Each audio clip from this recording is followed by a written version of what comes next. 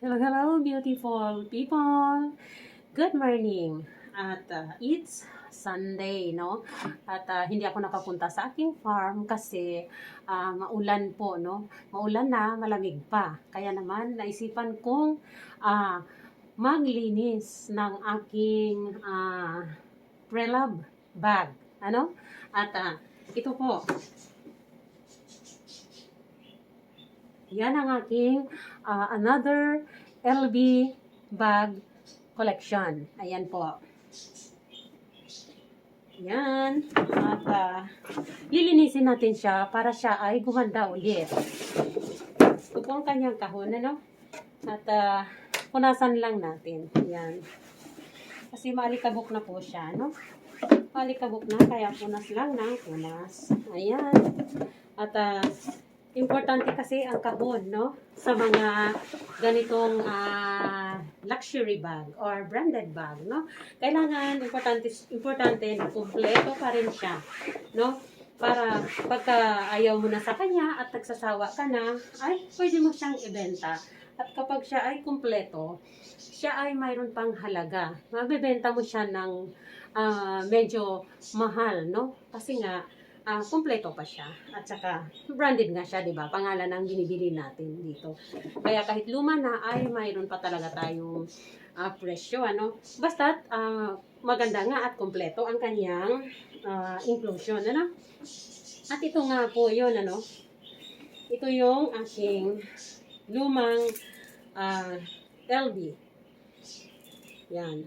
Shoulder bag. Shoulder bag. Pwedeng ganyan. Look at that.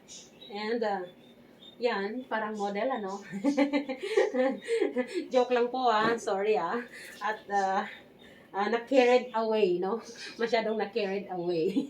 Ayan, at ito po, pwede po siyang habaan, ano? Pwede lang siyang sling bag. Ganyan. At, tagalin mo natin tumupuan na to at medyo sagabal siya. Ayan, pwedeng sling bag, no? Diba? At, this is my favorite, you know. Kaya talagang, mas mahal ko pa siya kaysa buhay ko. Charot. OA yun po, ano. Over yun, over. Siyempre, mahalaga ang buhay natin, ano. Hindi pwedeng ikumpara, no? Ganito sa mga bagay-bagay lang. Hindi. Importante kasi po sa akin ito dahil regalo po ito ng aking hubby, no? Ng aking birthday. Pero hindi naman niya po ako niregaluhan palagi ng ganito. Syempre ano, sobrang medyo pricey kasi ano. At ayan, lilinisin natin siya kasi matagal-tagal din na panahon na hindi ko siya nalinis, ano. Ayan. At let's do it. At umpisa na natin ang ating paglilinis, no? At kailangan dapat, no? May sapin nito. Ito na lang yung kanyang dash bag, no? Yan, ito na lang. Kasi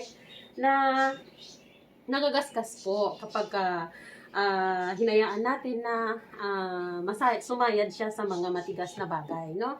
At iingatan natin siya para hindi siya magasgas, no? At ayun, ito, fiber cloth. Wala naman siyang flaws, tsaka walang pwedeng ayusin, kundi punasan lang. Ayan. At masaya lang po ako. Kaya nag-share po ako sa inyo sa umagang ito ng aking paglilinis ng aking lumang collection, no? At yan. Masaya lang po. Kaya gusto ko kasi ako ay may ginagawa palagi, no? At talagang dadagdagan ko pa to. Dadagdagan ko to. Pero mga luma nga. At hindi expensive as this, no? Kasi nga, hindi naman kaya, no? Hindi naman natin kaya yon. Kapag nakabenta na ako ng maraming gulay ko, baka po. Kaya, ayan. Linisin natin to, no? Yan. At makintab pa yung kanyang mga hardware. Ayan po. Makintab pa talaga ang kanyang mga hardware. At yan. Linis lang. Pero kailangan alalay, no? Huwag masyadong madiin at huwag masyadong Huwag masyadong hot. Sabay ganun, no? Yan po. Red na red po. Sa loob po siya. Ito po ang kanyang loob. Look at that. May tatlo po ang kanyang compartment, no? Meron po siyang zipper dito sa loob. At meron pong dalawang compartment. Ayan. Kasya po yung long wallet, no?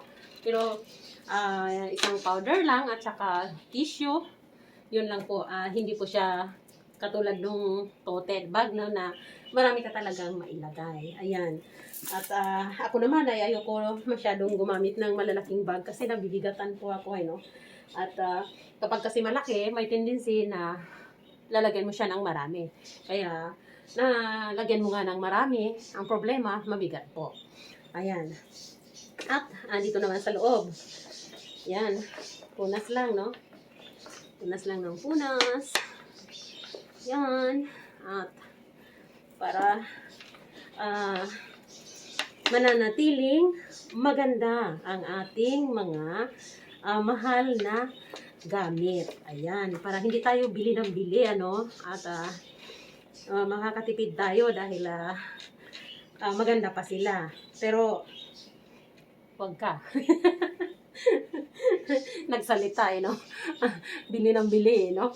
Hindi naman palagi. Tsaka mura lang naman yung mga binibili ko po kasi mga madungis na nga po. At, kumbaga, no? Papunta na sila sa hukay kung tao. Isang pirma na lang ng bulate. Excuse me. Sa mga kumakain dyan.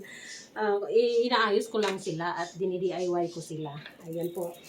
And, mukhang malinis na po. Yan. Yan, konting ganyan. Linis. O, yun. Patutuyuin natin, ano, as I said, ang leather, kapag binasa mo, basa kasi ito, kapag binasa mo, ay kailangan na patuyuin ng maayos. At lagyan sila sa loob ng mga tulad nito, kahit newspaper, lagyan ng ganyan sa loob habang pinapatuyo sila para po hindi po ma-deform ang kanilang forma, no? Pagka sila na po ay natuyo. Kasi kapag hinayaan mo silang medyo nakalupaypay or nakapipi, baka matuyo silang nakapipi din po. Kasi nga balat nga, leather nga po sila, no? And, yun, that's all. And, happy lang po. Kaya, gusto ko lang po na mayroon po akong ginagawa, no? Nang dahil po Sunday at nag-iisa ako at hindi naman ako nakapunta sa aking mahal na farm. Kaya, ito po, naglilinis ng mga kung anik-anik. Ayan lang po. And, thank you for watching. That's all. Bye. At hindi ko pala na ipakita. Ayan po, ang loob ng kanyang kahon. At ganun din, complete inclusion pa siya, no? Meron pa siyang mga talagang nagpapatunay na siya ay tunay. Nagpapatunay, no? Na siya ay tunay. Ayan, mga papel po, no? At sa mga, sa mga may gusto dyan. PM is the key. PM lang po. PM is the key. May balak ng ibenta, no? O, hindi. Pag nagkasundo naman tayo sa price, why not? Okay. Ayan. At kompleto, maganda pa po siya. No inclusion, no flaws. At yun nga lang. Used na siya. Pre-love. Yun. Thank you for watching again. Bye. Have a nice day.